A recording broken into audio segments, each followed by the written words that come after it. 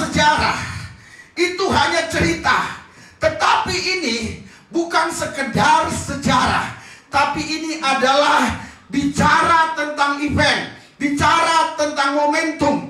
Event momentumnya tetap sama seperti yang terjadi di Lautan Yerusalem. Kenapa? Karena semua sejarah, pelaku sejarahnya meninggal dunia, tapi Pentakosta, pelaku sejarahnya dia Allah sendiri. Dia kekal hidup selama-lamanya. Haleluya.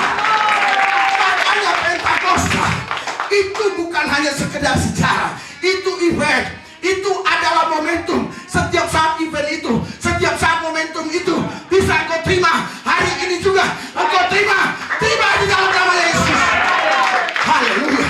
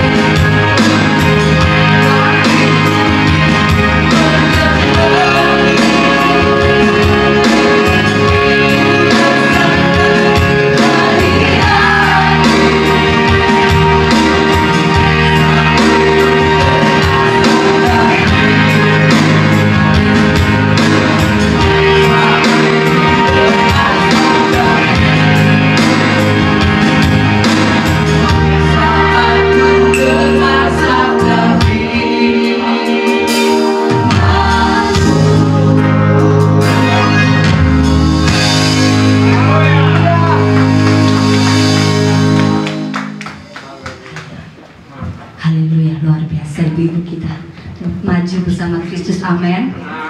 Mari kita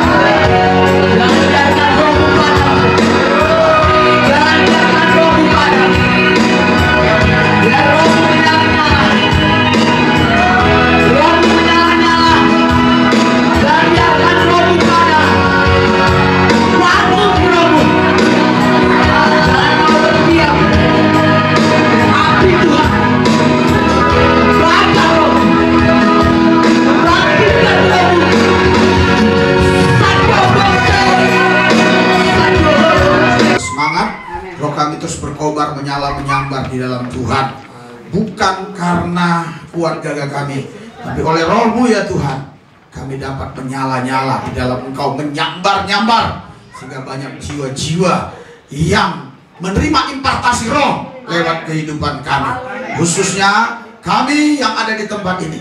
Biarlah kami keluar dapat mengimpartasikan kuasa Roh-Mu kepada jiwa-jiwa di luar sana, supaya makin banyak jiwa-jiwa yang dimenangkan bagi Yesus, jiwa-jiwa yang datang kepada Yesus, jiwa-jiwa yang menerima Yesus, jiwa-jiwa yang ikut Tuhan Yesus.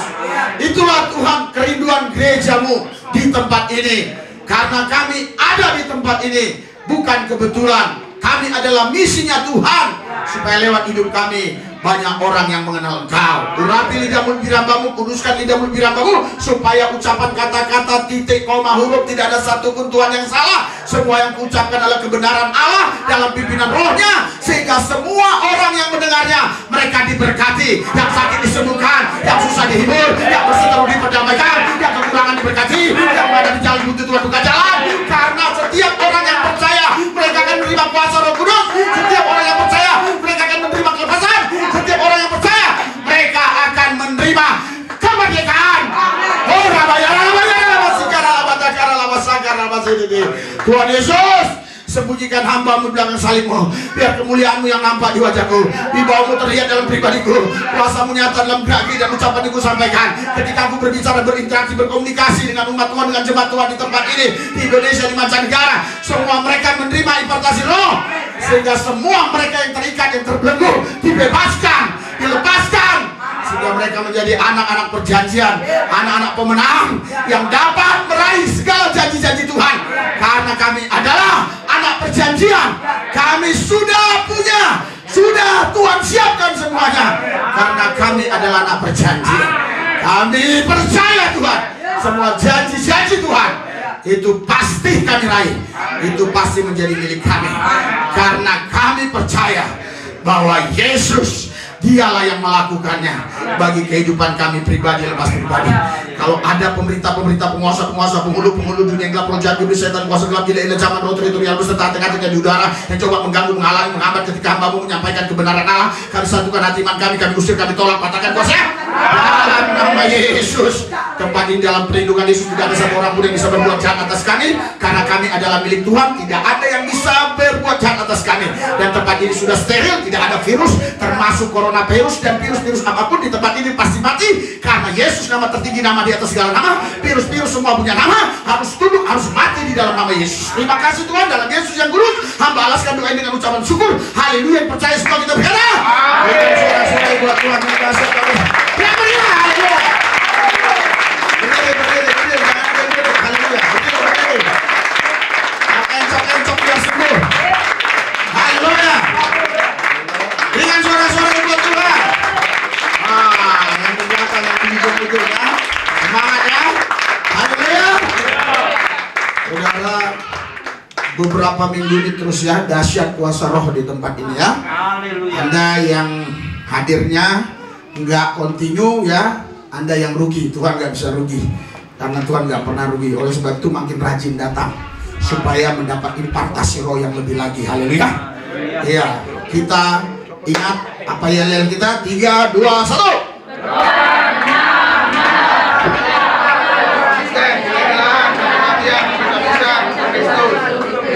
Tidak jihad, tidak mundur, tetap maju sampai Yesus. Maju sampai Yesus, dipelihara, dijaga, dilindungi. Sampai Yesus kita lakukan perkara-perkara besar. Dalam Yesus kita akan mampu perkara-perkara. Akhir bagi orang percaya. Haleluya. Silakan duduk saudara. Haleluya. Saudara, Pentakosta itu yang menjadi judul tema khotbah saya hari ini.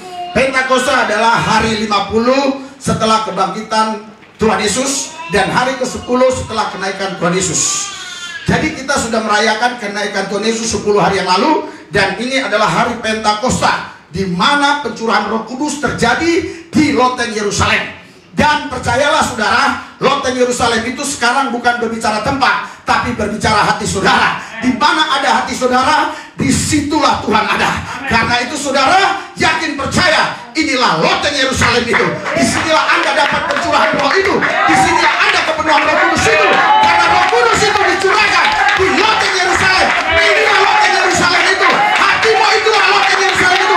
Buka hatimu lebar-lebar supaya Roh Kudus bekerja hari ini, sehingga yang sakit disembuhkan, yang susah dihibur, yang berseteru ditertawakan, yang kekurangan didekati, yang ada di jalan buntu Tuhan buka jalan, yang letih, letoy, loyo, lesu diberikan semangat oleh rohnya, sehingga kau punya roh yang berkabar, menyamar, hidupmu tetap kuat di dalam Tuhan, hidup berkemenangan.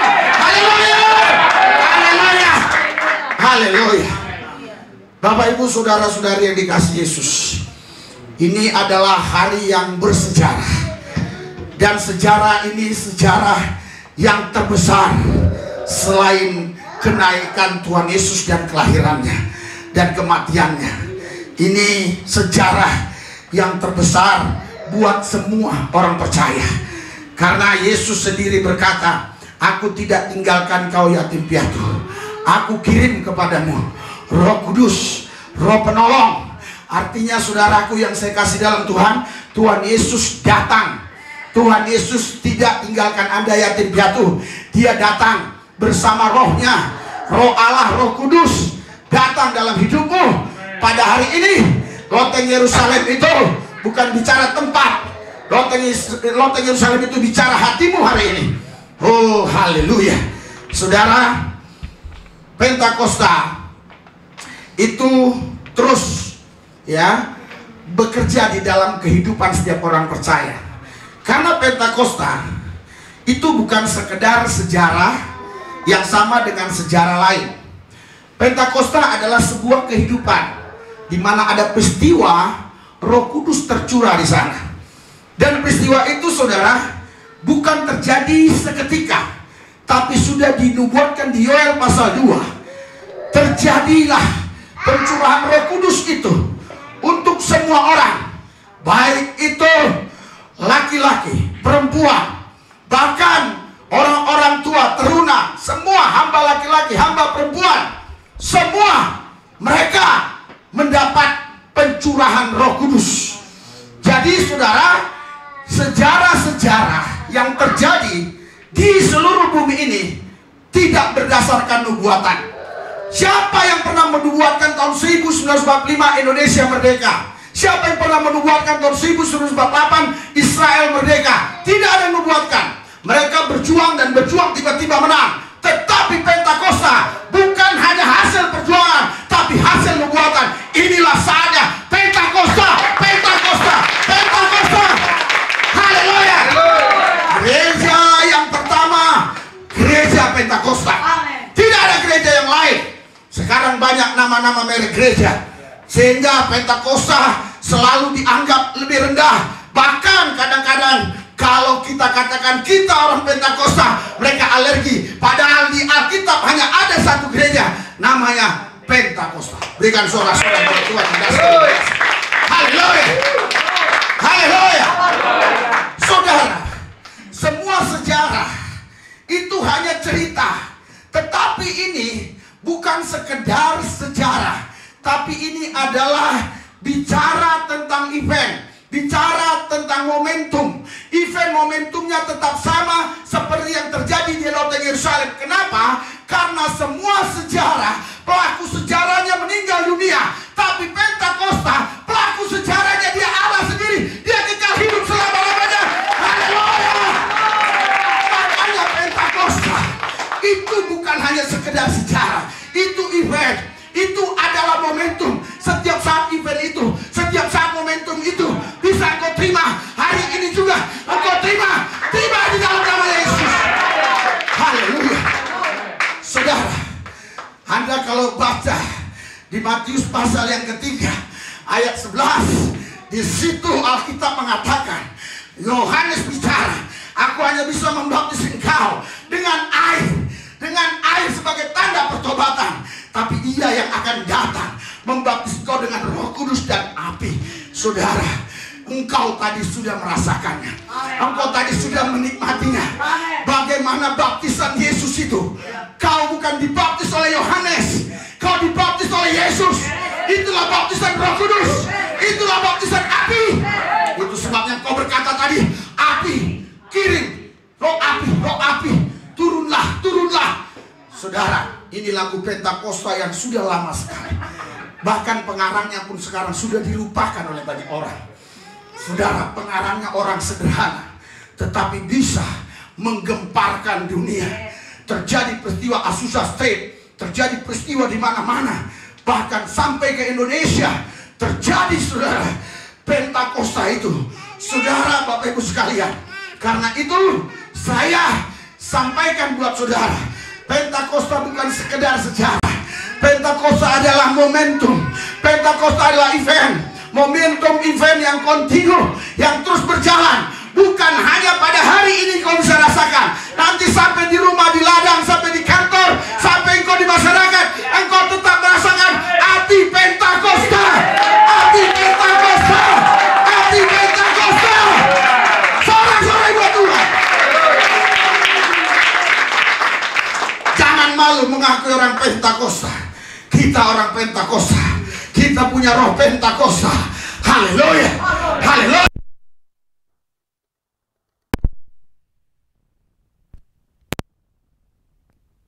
Jelajahi seluruh bumi sampai ke pelosok-pelosok daerah, itu pasti ada gereja Pentakosta. Tapi orang-orang sekarang, mereka lebih senang membangun gereja di wilayah-wilayah kota. Kenapa?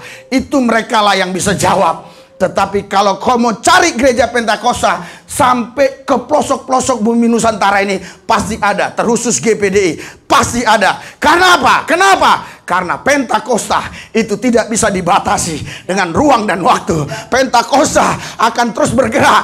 Itu bukan hanya sekedar tulisan, itu juga bukan sekedar sejarah. Itu adalah roh Allah yang berkarya. Makanya Pentakosta artinya hari yang ke-50 di mana roh Allah mencurahkan rohnya. Haleluya, haleluya. Saudara, saya menemukan hal yang baru ketika saya tadi menyanyi. Baru saya dapatkan, saudara. Kalau kita baca Yohanes 14 ayat 20, ayat 26, memang di situ Bapa yang mengutus Roh Kudus dalam nama Yesus. Tapi kalau kita baca Yohanes 16 ayat 7 dan 8 dan seterusnya. Di situ dikatakan Yesuslah yang mengutus Roh Kudus. Saya dapat jawaban di sini. Yohanes bilang, aku membaptis kamu dengan air sebagai tanda pertobatan. Tapi dia akan datang, membuka kasutnya pun tali kasutnya aku tidak layak. Dia akan membaptis kamu dengan Roh Kudus. Karena itu, terimalah Yesus sebagai Tuhan dan Allahmu. Dan mintalah dia membaptis kau dengan Roh Kudus. Maka engkau akan menerima Roh Kudus pada hari ini juga. Haleluya. Haleluya. Saudara, kalau kita baca di Kisah Rasul pasal 2, hari Pentakosta itu dahsyat sekali, saudara. 120 orang berkumpul di loteng Yerusalem. Mereka berdoa hari pertama, mereka tidak rasakan apa-apa. Hari kedua, mulai lapar, mulai haus, tidak rasakan apa-apa. Hari ketiga, toh juga tidak rasakan apa-apa. Hari keempat, tidak rasakan apa-apa. Mungkin hari kelima mulai ada semilir-semilir. Ini hanya penafsiran. Hari ke-6 mulai terasa. Hari ke-7 makin terasa. Karena itu 7 angka sempurna menurut orang Yahudi. Hari ke-8 mulai menikmati. Hari ke-9 mulai terasa lagi. Tambah lagi. Hari ke-10 mereka berbahasa-bahasa baru. Haleluya. Berikan sorak-sorai buat Tuhan. Haleluya. Hari ke-10 dari kenaikan Tuhan Yesus. Itu Pentakosta loteng Yerusalem. Tapi hari ke-50 dari kebangkitan. Saudara, saya harap yang memainkan komputer, saya ngomong cari sendiri ya. Ayatnya supaya tidak lama ya. Sehingga saya bisa bicara terus. Haleluya. Saudara, di Kisah Rasul pasal 2, hari Pentakosta, mereka berkumpul 120 orang. 120 orang mereka berkumpul. Kalau kita baca ayat 4 sampai seterusnya, mereka berbahasa-bahasa yang selama ini mereka tidak tahu, tidak mengerti, tidak mereka pahami. Alkitab berkata di ayat 5, ada yang berkata-kata, haleluya. Waktu itu di Yerusalem diam orang Yahudi yang saleh dan haleluya. Ya oke, kita tuh ketika turun bunyi-bunyian itu berkerumunan orang banyak. Mereka bingung karena mereka masing-masing mendengar rasul-rasul itu berkata-kata dalam bahasa mereka sendiri. Terus ayo 3, 2, 1. Mereka semua tercengang-cengang dan heran, lalu berkata, bukankah mereka semua yang berkata-kata itu orang Galilea? Berhenti dulu. Mereka orang Galilea. Tapi terus, bagaimana mungkin? Kita masing-masing mendengar mereka berkata-kata dalam bahasa kita sendiri, yaitu bahasa yang kita pakai di negeri asal kita.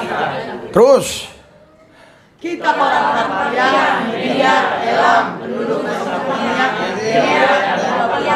Pontus dan Asia. Terus, India, Mesir, Libya, yang datang dari Kirene, pendatang dari Roma. Terus, baik orang Yahudi maupun penganut agama Yahudi, orang Kreta dan orang Arab, kita mendengar mereka berkata-kata dalam bahasa kita sendiri tentang perbuatan-perbuatan besar yang dilakukan Allah. Saudara, waktu Yesus mau naik ke sorga, Anda baca di Matius 15, 500 orang lebih yang menyaksikan, 500 orang lebih yang mendengar pembicaraan Yesus bahwa nanti akan terjadi pencurahan Roh Kudus di loteng Yerusalem.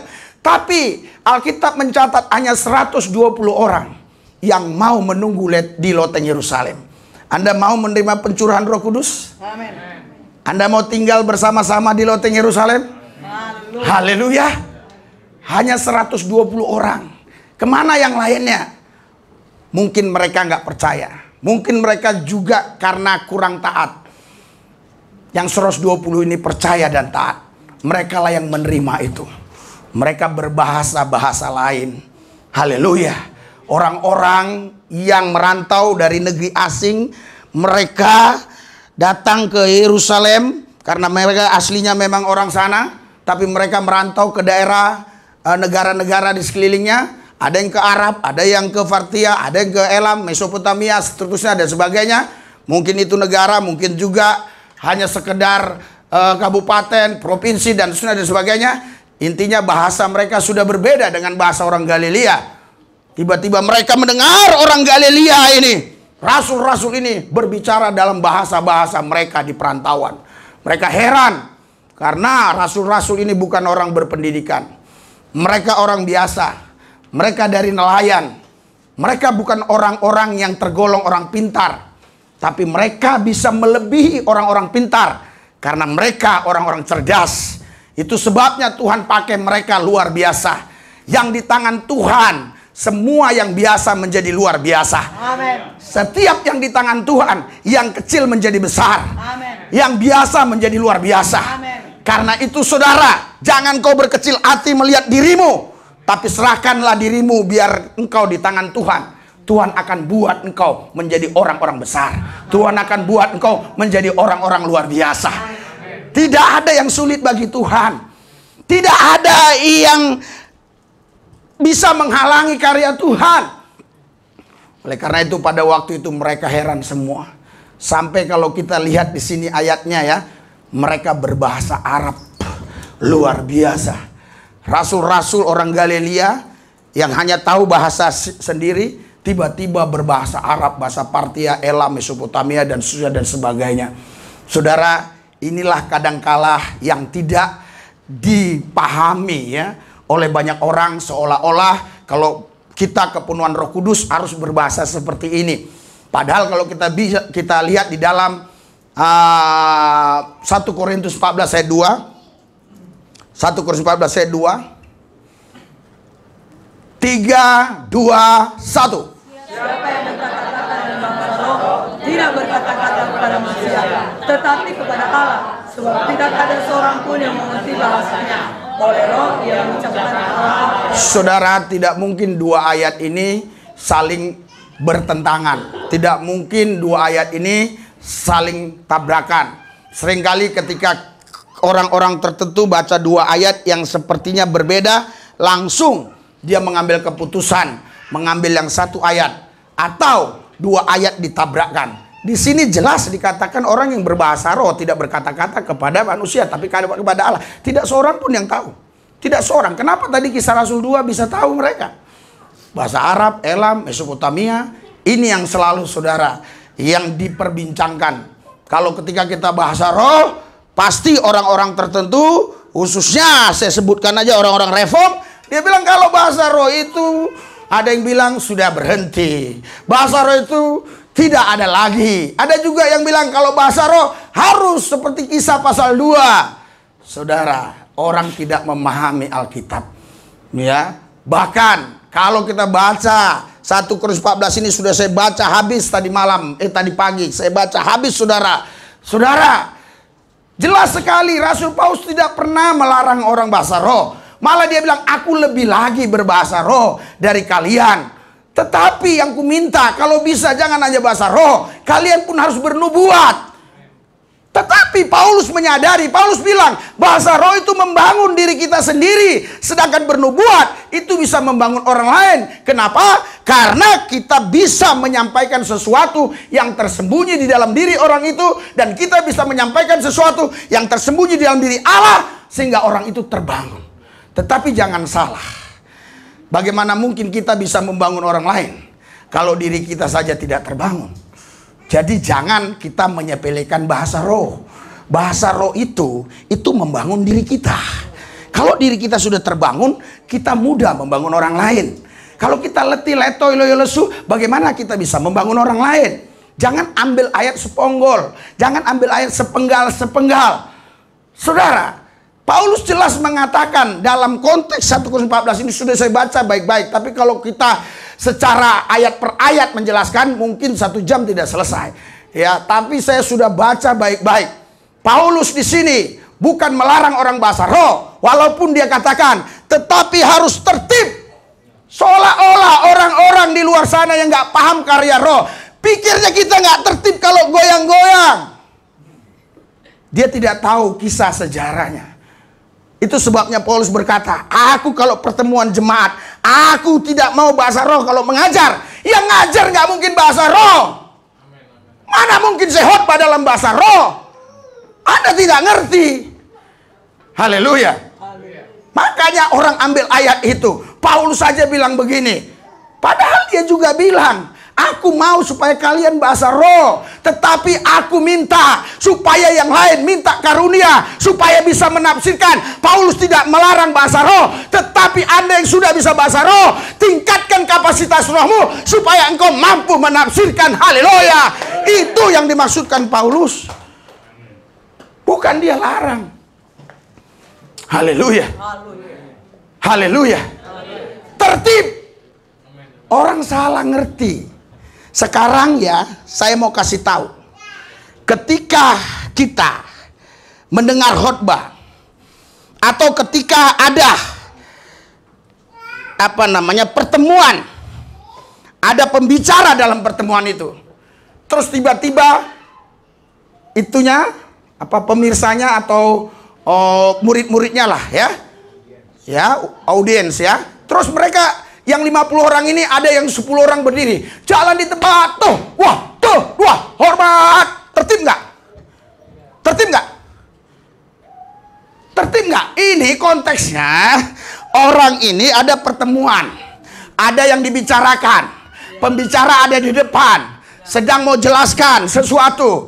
Terus tiba-tiba di antara yang 50 orang ini, 10 orang di antara mereka. Siap. Tertib nggak? Tapi kalau itu sedang dilakukan oleh tentara di lapangan yang sedang berbaris, cap, tertib nggak? Justru kalau dia duduk, tertib nggak? Tidak. Jadi orang nggak tahu konteksnya. Saya juga berdoa minta hikmat Tuhan. Bagaimana cara menjelaskan ini? Tertib dimaksudkan di sini, saudara. Kalau lagi memang semua menyembah, ya nggak apa-apa. Tapi kalau sudah duduk gini, tiba-tiba Anda bangkit dari situ, goyang-goyang. Itu nggak tertib. Dan ada yang kebablasan. Itu yang digunakan oleh orang-orang seberang. Dan aliran-aliran yang lain, saudara. Iya, karena banting-banting meja. Iya, sampai mejanya pecah. Ada yang sampai lompat-lompat, tendang-tendang sesuatu. Ya, tentu bukan seperti itu. Tadilah yang tertib. Berikan sorak-sorai buat Tuhan. Tadi tertib, saya lihat tertib. Makanya saya balik-balik ke belakang wajah saya, ngelihat kalian, bahasa rohnya tertib enggak? Saking tertibnya ada yang begini. Itu terlalu tertib. Saking tertibnya, luar biasa. Saya harap Anda paham bahasa saya.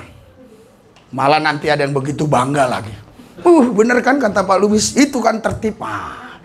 Saudara, tertib yang dimaksudkan itu jangan disalahartikan. Baca ayat itu baik-baik. Baca baik-baik. Haleluya. Ketika kita bertemu dengan orang yang kita nggak kenal, tentu kita nggak langsung bahasa roh. Karena itu jadi batu sandungan. Itu yang dijelaskan di dalam 1 Korintus 14 ini. Tapi ketika kita sama-sama sudah memahami pengajaran ini, ya nggak ada masalah. Haleluya. Tentu kalau ada masalah dalam rohmu, saya yakin di sini yang bisa bahasa roh mungkin hanya 10%. Mungkin 5%. Tapi yang lainnya kenapa betah? Berarti nggak ada masalah kan? Nggak ada masalah kan? No problem. Malah saudara terus aktif datang kan? Enak dengernya kan? Hei Samuel, enak nggak dengernya? Hei Christine, mana lo? Enak nggak denger? Lihat dia. Enak nggak dengernya? Enak kan? Iya, karena apa? Karena bahasa roh itu memang enak didengar. Haleluya. Haleluya. Hanya orang-orang yang sudah didoktrinasi, yang didoktrin, bahasa roh tidak ada lagi. Bahasa roh sudah berhenti. Bahasa roh sudah berakhir. Dia nggak baca konteks ayat itu. Haleluya. Haleluya. Saudara, Anda yang temukan ayat itu langsung bisa tampilkan biar saya jelaskan. Bahasa roh itu sudah berakhir, sudah katanya bahasa roh bisa berhenti, nubuatan bisa berhenti. Di situ dikatakan, tetapi dikatakan di sana, haleluya, kasih tidak pernah berhenti. Tapi di ayat berikutnya, kita nanti akan bertemu muka dengan muka kepada Dia. Setelah engkau bertemu muka dengan muka kepada Tuhan, karunia-karunia itu tidak penting lagi. Nggak penting lagi di sorga karunia kesembuhan.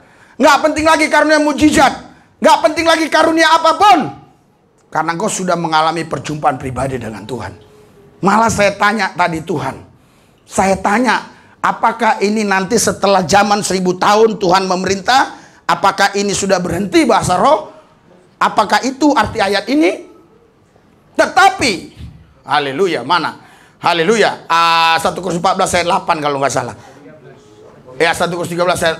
Ya, haleluya.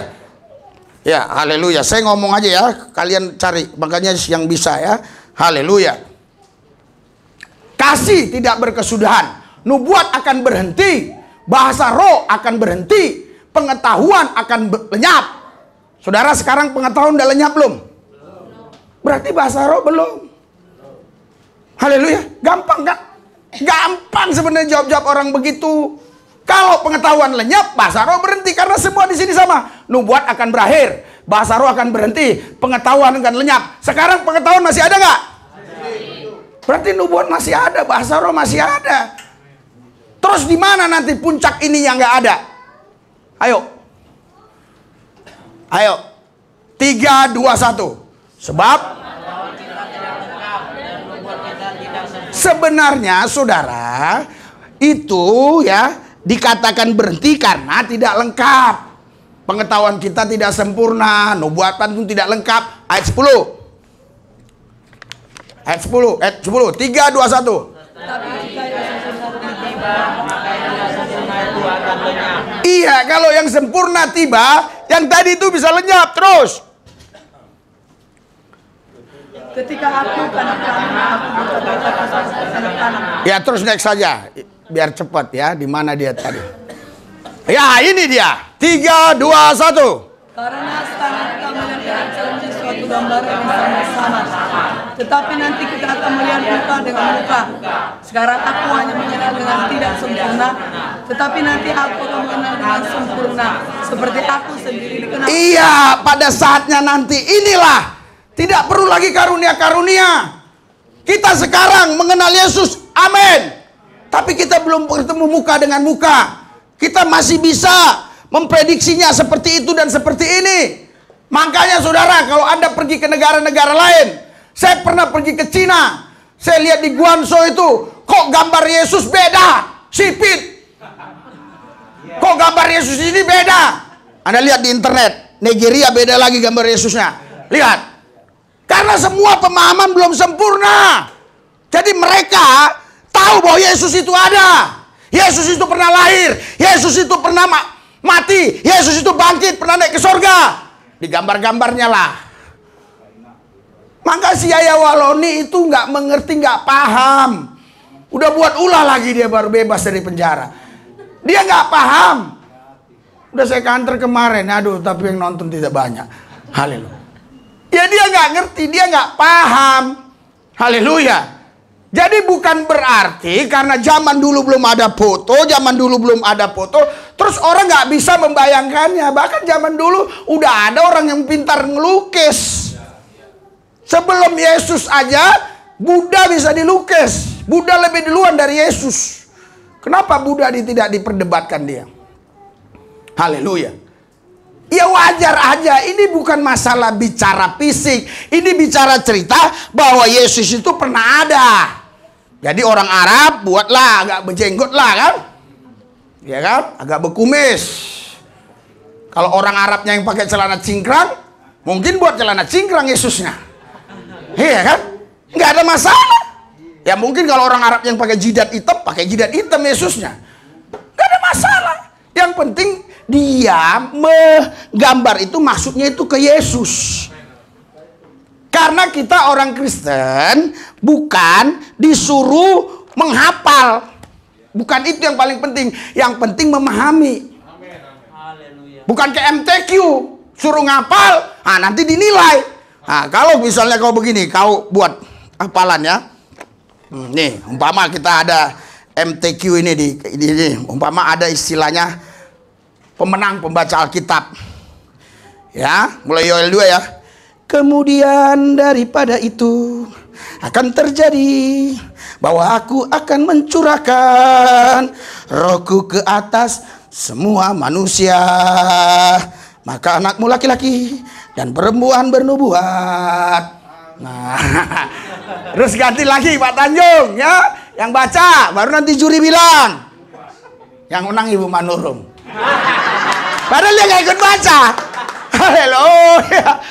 Luar biasa. Jadi kita bukan tugasnya menghafal, walaupun menghafal itu penting, tapi harus memahami apa yang kita baca. Makanya banyak itu rekan-rekan kita mualaf tuh. Dia bilang, coba tandanya Alkitab-kitab suci, siapa yang bisa hafal? Ya, hafal di kepalanya katanya. Karena ada katanya orang-orang yang hafal Al-Quran. Nah, haleluya. Jadi saudara, konteks agamanya dibawa ke tentang keyakinan kita, nggak bisa. Karena kita bukan dipaksakan menghafal, tapi kita diajak, dipaksa untuk memahami. Haleluya. Jadi Anda harus memahami apa yang tertulis di sini. Itu kalau nggak memahami tadi, bahasa roh sudah berhenti, ya nubuatan sudah berhenti, semua berhenti nantinya. Jadi sekarang sudah berhenti. Buktinya pengetahuan masih ada. Haleluya. Dia masih gunakan itu. Jadi ini nggak konsekuen. Harusnya dia juga jadi bodoh aja, nggak punya pengetahuan apa-apa. Haleluya. Bahkan Daniel bilang tanda-tanda nanti kiamat, pengetahuan bertambah-tambah. Lihat nih, makin bertambah-tambah pengetahuan. Harusnya bahasa roh bertambah-tambah. Oh, haleluya. Nubuatan bertambah-tambah, betul nggak? Jangan pengetahuan aja bertambah-tambah. Semua bertambah-tambah supaya ngalahkan pengetahuan. Nah, ini pun saya baru dapat sekarang nih. Iya, nggak ada saya persiapkan nanti ngomong gini, nggak ada. Iya. Jadi kalau pengetahuan bertambah-tambah, dia ambil demi kepentingan dia. Wah, tapi bilang bahasa roh sudah berhenti, nubuatan sudah berhenti. Bahkan ada lagi yang bilang kalau orang berdoa dalam nama Yesus sembuh, itu dari setan katanya. Haleluya. Oh, banyaklah orang-orang iri hati dengki ya kepada orang-orang Pentakosta. Haleluya. Makanya nyanyi tadi itu nyanyi lagu yang lama sekali. Tapi lagu lama kalau diurapi itu selalu baru. Tapi lagu baru kalau nggak diurapi sepertinya udah lama kali. Makanya lama dan baru tidak ditentukan dengan waktu, dengan hari, dengan bulan, tahun. Lama dan baru ditentukan dengan karya roh. Makanya Tuhan selalu memberikan yang terbaru. Berikan sorak-sorai buat Tuhan. Haleluya. Haleluya. Jadi saudara, baptisan Roh Kudus sama baptisan api, itu yang dilakukan Yesus dalam hidupmu. Hari ini minta Tuhan Yesus membaptis engkau dengan roh dan api, sehingga kau bisa memiliki kekonsistenan, kau bisa memiliki ketetapan hati, tidak gampang digoyahkan. Hari ini kau haleluya, besok halelupa. Hari ini kau puji Tuhan, besok puji hantu. Hari ini kau mantap di metanoia ini, Geus metanoia, besok lain lagi. Karena pendirianmu nggak tetap. Kalau Roh Kudus itu memimpin kau, kau punya pendirian yang kuat. Sekali Yesus, tetap Yesus. Tidak akan bisa digantikan oleh BMW, oleh Mercy, oleh ada nama orang si Mercy, oleh Mercy, haleluya, oleh Jaguar, ya, nggak bisa. Kenapa? Karena kita punya pendirian. Haleluya. Itu orang yang kepenuhan Roh Kudus. Kemarin Pak Tanjung bilang sama Herib, orang yang kepenuhan Roh Kudus bukan hanya bahasa roh, ada pendirian. Wah, jangan sebentar haleluya, besok halelupa. Sebentar semangat, besok nggak semangat lagi. Haleluya. Sekarang rajin ibadah, tuh besok nggak kelihatan batang hidung. Setelah 4 minggu datang, dari mana? Oh, diajak orang jalan-jalan. Haleluya. Haleluya. Saudara, Anda harus betul-betul bersyukur Tuhan sudah membaptis kau dengan Roh Kudus. Haleluya. Haleluya. Yang mau bimbingan kepenuhan Roh Kudus bisa mendaftar ya, biar kita konseling, kita sharing ya. Itu pun bukan saya yang baptis, saya hanya mengarahkan saja begini ya. Bukan saya ngajari, oh ada sekarang aneh-aneh, ikuti laba-laba, jangan. Itu yang membuat nama Tuhan jelek. Itu yang membuat nama Tuhan dipermalukan. pendeta-pendeta seperti itu. Masa jemaatnya disuruh ngikuti omongannya, oh rabah, oh jangan. Kita hanya arahkan dia begini, nanti kalau ada tanda-tanda begini, itu begini, ada tanda-tanda begini, kok begini ya, kok begini. Haleluya. Samuel aja yang dengar suara Tuhan dia nggak tahu kok.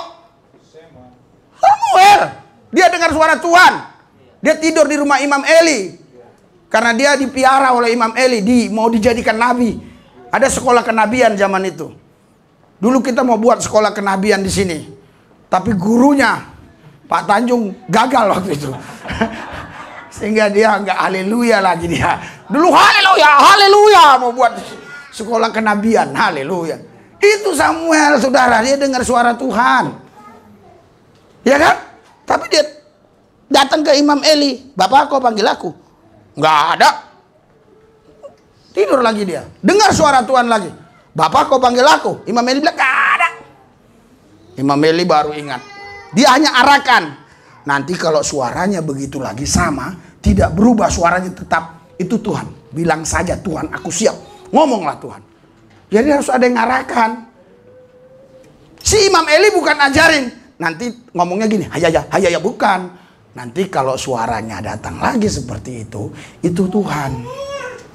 Karena Imam Eli pernah ngalami. Haleluya. Tetapi itu masa lalu dia. Dia tidak alami lagi. Karena hidupnya yang kurang benar. Karena nggak baik, nggak benar. Jadi yang ngalami Samuel. Banyak sekarang saudara, pendeta-pendeta sudah cukup terkenal. Ya, walaupun mereka sebenarnya sudah tidak ada karunia roh lagi. Tapi tetap karismanya ada. Namanya tetap populer. Ya, tapi nggak bisa apa-apa lagi. Tapi mereka tetap harus dihargai di gereja itu. Jadi patung lah dia. Makanya dijadwal lah setiap orang, nih kau ini, kau ini. Nanti waktu perjamuan kudus baru saya, kau ini. Ah, gitu aja. Karena dia sempat memang dia dipakai Tuhan dahsyat luar biasa.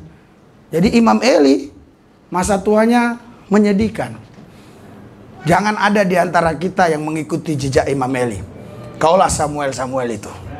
Haleluya. Yang mampu mendengar suara Tuhan. Iya, jadi saudara, Yesus Kristus itu yang membaptis kita dengan Roh Kudus. Saya mau buktikan, selama Yesus Kristus dia ada di muka bumi 3,5 tahun. Ya, bersama muridnya. Saudara baca Yohanes 20. Sudah ada pembaptisan Roh Kudus yang dilakukan Yesus kepada murid-muridnya. Waktu dia mau naik ke sorga, kepada murid-muridnya, kuhembuskan Roh Kudus. Di Yohanes 20. Ya, nanti kau baca ayat seterusnya. Kalau nggak salah ayat 20. Coba. Ayat-ayat yang bagian terakhir itu. Haleluya. Ya, dan sesudah berkata demikian, ia menunjukkan tangannya dan lambungnya kepada mereka, murid-muridnya itu. Bersuka cita ketika mereka melihat Tuhan. Terus. Maka kata Yesus sekali lagi, damai sejahtera bagi kamu. Sama seperti Bapa mengutus aku, demikian juga aku sekarang mengutus kamu. Terus. Dan sesudah berkata demikian, ia mengutus mereka dengan berkata, terimalah Roh Kudus. Terimalah Roh Kudus. Haleluya. Jadi Roh Kudus datang dalam nama Yesus yang di loteng Yerusalem itu. Jangan dibilang Roh Kudus ada di situ, Yesus ada di mana. Tidak. Roh Kudus datang dalam nama Yesus. Karena itu Roh Kudus membawa engkau untuk memuliakan Yesus. Hari inilah hari itu. Hari Pentakosta. Pentakosta itu saudaraku yang saya kasih. Itu bukan hanya sekedar sejarah. Itu adalah event. Itu adalah momentum. Setiap saat kau bisa jadikan itu event, momentum. Setiap saat. Karena apa? Karena pelaku sejarahnya tidak mati. Kekal hidup selamanya. Haleluya. Roh Kudus tidak pernah mati. Roh Allah tidak pernah mati. Yang pernah mati manusia Yesus. Roh Kudus tidak pernah mati. Dia kekal selama-lamanya. Itulah yang membaptis kau nanti. Karena itu terimalah hari ini baptisan dari Yesus. Jangan baptisan Yohanes. Saya bisa membaptis kau, tapi dengan baptisan Yohanes. Tapi ketika kau cari Tuhan terus menerus, Yesus akan baptis kau dengan Roh Kudus. Berikan sorak-sorai buat Tuhan yang dahsyat luar biasa. Haleluya. Haleluya. Ayo kita baca Kisah 2. Kisah 2. Haleluya. Ayat 14-nya. Kisah 2. Kisah Rasul pasal 2. Ayat 14. Sudah? Baca sama-sama. 3, 2, 1. Dan dengan suara nyaring dia berkata kepada mereka, hai kamu orang Yahudi, dan kamu semua yang tinggal di Yerusalem, ketahuilah dan camkanlah perkataanku ini. Terus, orang-orang ini tidak mabuk. Seperti yang kamu sangka, karena hari baru 9. Terus, Tetapi itulah yang firmankan Allah dan berkata, ingat kan? Apa yang katakan Yoel tadi terjadi di sini. Ini nubuatan. Terus, akan terjadi. bahwa aku akan mencurahkan rohku ke atas semua manusia, maka anak laki-laki dan perempuan membuat dan anak-anakmu akan mendapat penglihatan, dan orang-orang yang tua akan mendapat mimpi. Saudara, saya maklum sekali kalau ada pendeta-pendeta, hamba-hamba Tuhan yang punya gereja besar, yang berdiri di mimbar, katanya, oh tidak ada lagi itu bahasa roh. Oh, bahasa apa itu? Dibuat-buat, kejang-kejang, goyang-goyang. Tapi kirain ada goyang dangdut, dia pun ikut goyang. Haleluya. Iya kan? Saudara, jangankan pendeta zaman sekarang, pada waktu itu mereka melihat langsung mujizat itu. Mereka lihat orang Galilea berbahasa Arab, Partia, Elam, Mesopotamia, Padokia dan Susa dan sebagainya. Sebagian besar tercengang-cengang. Tapi masih ada pula kelompok-kelompok tertentu yang bilang, mabuk itu, mabuk, mabuk. Petrus bangkit dia. Haleluya. Siapa di antara Anda yang mau memiliki roh Petrus? Haleluya. Maksud saya auranya Petrus yang pernah Petrus terima.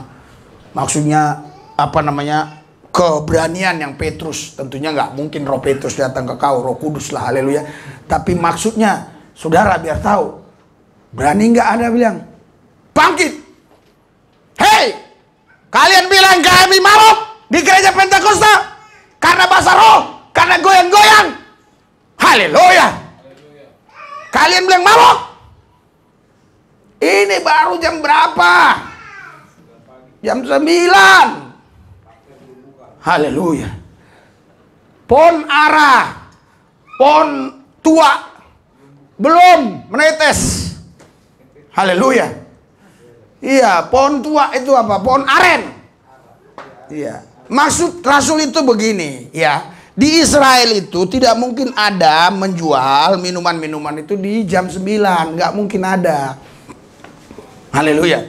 Ini baru jam 9 pagi, bagaimana mungkin orang ini mabok? Dari mana dia beli minuman itu? Mereka ini kepenuhan Roh Kudus. Saudara bisa nggak membedakan orang kepenuhan Roh Kudus dengan orang mabuk? Dari mana? Biasanya dari mana, Pak? Haleluya, luar biasa. Dia punya aroma roh yang berbeda. Haleluya. Iya kan? Iya. Kampung saya Valia, itu muslim semua. Palia, 3 Legok, Kampung Lalang, itu semua muslim. Ada 1000 keluarga dulu ya. Itu muslim semua. Tapi nggak jauh, kurang lebih 15 km mungkin itu ada Sinar Toba. Itu orang Batak Kristen kebanyakan, hampir semua. Oh, berapa rumah pakter tua, berapa rumah pakter tua. Iya. Saya coba-coba dulu berangkat ke sana jam 9 belum ada tua katanya. Nantilah jam 4 sore baru ada. Orang masih potong-potong lagi di sana katanya. Kan masih potong itu kan? Oh, belum ada katanya. Mau yang bekas-bekas lama katanya. Haleluya. Saudara, terus kalau mereka udah kepenuhan tua, iya, nggak tahu kau membedakan Roh Kudus atau Roh Kudis. Sama gini-gini. Yang lagunya lagu rohani. Lagu rohani.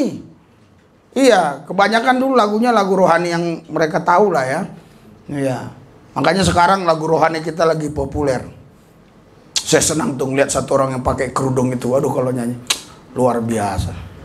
Ya, Tuhan Yesus tidak berubah. Saya dalam hati saya, kalau adalah jemaat saya yang bisa gini, haleluya. Luar biasa dia. Gayanya itu mantep gitu loh. Ya kan, betul-betul. Jadi sekarang lagu itu populer ya. Jadi banyak orang-orang Islam yang masih Islam suka nyanyikan itu. Lagu-lagu rohani Kristen banyak dinyanyikan wanita-wanita Islam. Cuma lagu-lagu dari Islam saya belum lihat ya dinyanyikan oleh orang Kristen, saya belum lihat. Ya belum lihat, nggak tahu apa kesulitan apa gimana kan gitu.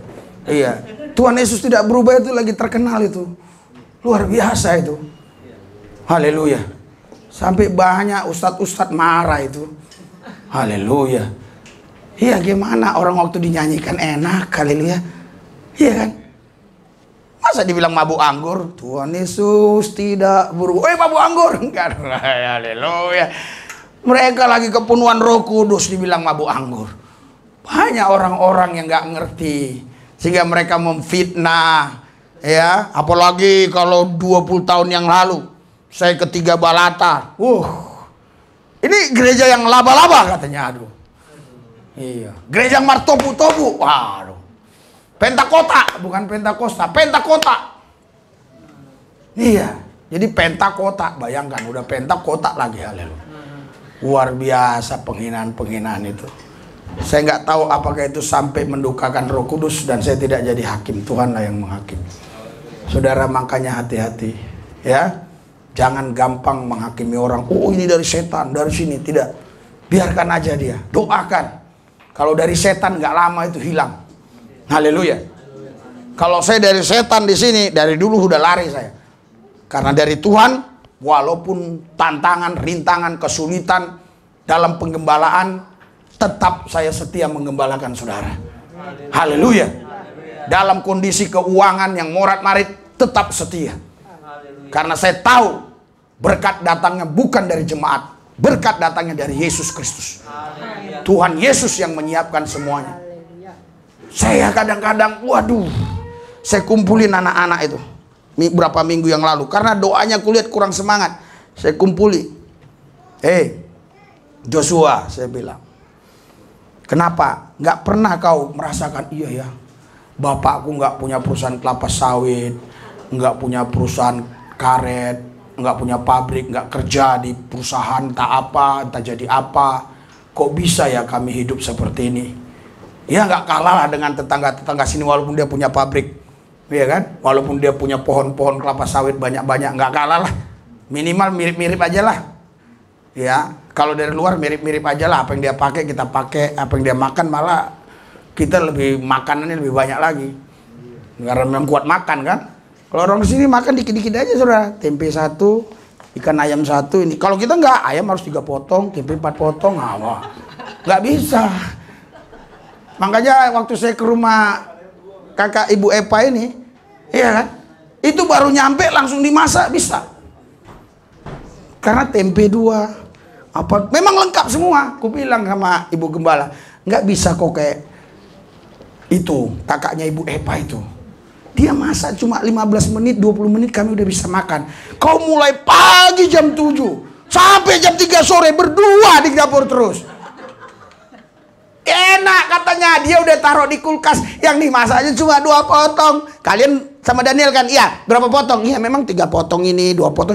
Ya gitu bisa katanya. Yang kami masak ini, kalau masak ikan 4 kilo, masak ayam 4 kilo. Bingung juga saya bener juga. 11 orang. Apalagi kalau hari Minggu begini, ini buat berapa orang? Kurang lebih 50 orang. Wah, udah mulai hari Jumat nih. Ya heran, nggak pernah sih. Mulai pagi sampai jam 3 kok. Wih, bener-bener kayak kantoran loh. Iya. Aduh, saya kadang bingung apa beginilah hidup ini jadinya. Masa kerjanya masak mulu mulai pagi sampai jam 3. Haleluya. Iya, saya pikir kok bisa gitu. Tapi saudara, saya bilang sama anak saya itu tadi, kamu tahu nggak? Bapak nggak punya kerjaan itu ini. Kau lihat kan dari atas ke bawah, dari atas ke bawah, dari atas ke bawah. Kok bisa kita seperti ini? Nggak pernah kau rasakan? Enggak. Waduh. Pantes kau nggak bersyukur. Pantes nggak bersyukur. Sini sadar. Duduk. Doa pelepasan langsung. Doa pelepasan. Lepas handphone. Buang. Katanya setelah itu nggak main handphone lagi. Dia nggak game-game lagi. Nggak tahu sekarang kambuh lagi atau enggak. Iya. Harusnya kan. Saya bilang nggak ada kok gitu ya. Gue bilang. Pak Erip semua dengerin aja. Saya saudara sering begitu. Luar biasa Tuhan ini. Kolektif cuma 3 juta, 2,5 juta, 3,5 juta. Enggak jarang lah, 4 juta jarang kali. Pak 2,5 juta sering malah. Wih, saya harus kasih setiap minggu 4,5 juta sama istri saya. Belum lagi bayar yang itu, yang ini, anak sekolah, bayar pajak mobil, pajak ini, pajak itu, pajak rumah, segala macam. Itu ini. Wih. Saya heran, saya aja heran. Haleluya. Kok bisa ya? Apa sih mustahil bagi Tuhan? Haleluya. Saya mau khotbah turun ini, untung saya sambut dia. Kalau nggak saya sambut, makanya kau kalau ada orang WA janganlah ngarap apa-apa, sambut aja. Setahu saya ibu ini nggak pernah ngasih, ya pernah lah tapi jarang lah kan. Ya. Dikasihnya aku video, mungkin suruh nanggapi. Ntar bu ya, selesai saya khotbah ya. Pas saya bilang gitu, ting, bukti transfer 1 juta. Aduh, saya bersyukur. Coba kalau nggak saya tanggapi, iya kan? Saya diamin aja. Makanya banyak-banyaklah nanggapi orang supaya banyak rezekimu. Kadang-kadang kan kita malas tanggapi orang. Ngapain lah gua tanggapi ini, kere kan gitu kan? Aku nggak kenal ibu itu, entah di mana itu ibu itu. Saya nggak tahu sampai hari ini, saya wajahnya pun nggak kenal. Haleluya. Tuhan akan buat mujizat kepada saudara. Banyak nanti wajah-wajah yang gak kau lihat, mereka lah yang ngirim. Justru wajah-wajah yang kau lihat itu kikir-kikir semua. Jangan berharap sama dia, berharap sama yang gak kau lihat. Karena benar, Alkitab bilang, kami percaya bukan kepada yang kami lihat. Haleluya. Alkitab bilang kan? Dan kau lihat itu tuh, tetangga-tetangga kiri kanan. Iya, nanti kau kecewa. Kau anggap nanti Pak Nurung mau nolong kau, atau enggak? Kau anggap si Violina karena memang lagi bagus apanya kan dagangannya, atau enggak? Iya kan? Haleluya. Makanya jangan ngelihat wajah-wajah ini, lihat wajah Tuhan. Hidupmu diberkati. Berikan sorak-sorai buat Tuhan. Haleluya. Mari kita perjamuan kudus. Jangan sekali-kali roh musuh. Terus miliki roh yang gagah perkasa, roh yang luar biasa, roh yang tak terbatas. Terus bangkit dalam kuasa. Rendamkan dirimu di dalam hadiratnya. Jangan tunggu ada rasa-rasa tertentu. Engkau ambil keputusan, rendamkan dirimu langsung di hadirat Tuhan. Ketika engkau bertindak, pada waktu itulah Roh Kudus langsung bekerja. Karena Roh Kudus sudah ada di dalam kau, dia hanya menunggu tindakanmu. Ketika engkau bertindak, Roh Kudus langsung bekerja. Jangan tunggu-tunggu. Oh, belum merasa. Bukan begitu cara kerja Tuhan. Jangan ada lagi yang bilang situasional. Tidak ada. Roh Kudus tidak kenal situasional. Haleluya. Ambil keputusan untuk terus menyambar di dalam Tuhan. Keputusan ada pada kau. Kau mau diam bisa, kau mau menyala bisa, kau mau semangat bisa, kau mau loyo bisa, semuanya bisa. Haleluya. Ketika engkau bertindak, di situ Roh Kudus berkarya. Terima kasih Tuhan Yesus. Haleluya. Ikuti doa saya. Terima kasih Tuhan Yesus. Baptisan Roh Kudus kami terima. Kami bersyukur. Kami sudah menyatu dengan tubuh Kristus, dengan darah Kristus. Ini penghiburan, ini kekuatan untuk menghadapi hari besok, lusa, seterusnya, dan selamanya. Dengan tubuh, dengan darah Kristus, kami menang. Lebih daripada pemenang. Dengan tubuh Kristus, dengan darah Kristus, kutuk maut, kutuk dosa sudah dikalahkan. Dengan tubuh Kristus, dengan darah Kristus, intimidasi dari setan iblis sudah ditaklukkan. Dengan tubuh Kristus, dengan darah Kristus, semua janji-janji Tuhan kami pasti dapatkan. Dengan tubuh Kristus, dengan darah Kristus, kami percaya kami boleh melakukan firman Allah. Dengan tubuh Kristus, dengan darah Kristus, kami sehat. Haleluya. Terima kasih Tuhan, kami sudah menikmati tubuh dan darah-Mu. Dalam Yesus kami berdoa, haleluya. Yang percaya katakan amin. Mari kita kembalikan. Haleluya. Saudara, Anda bisa rasakan ya selama 4 minggu ini ya, hadirat Tuhan luar biasa. Itu bukan karena saya pintar khotbah, itu karena pendoa-pendoa syafaat. Sekarang mereka udah luar biasa ya. Depin itu ya kita doakan lah ya.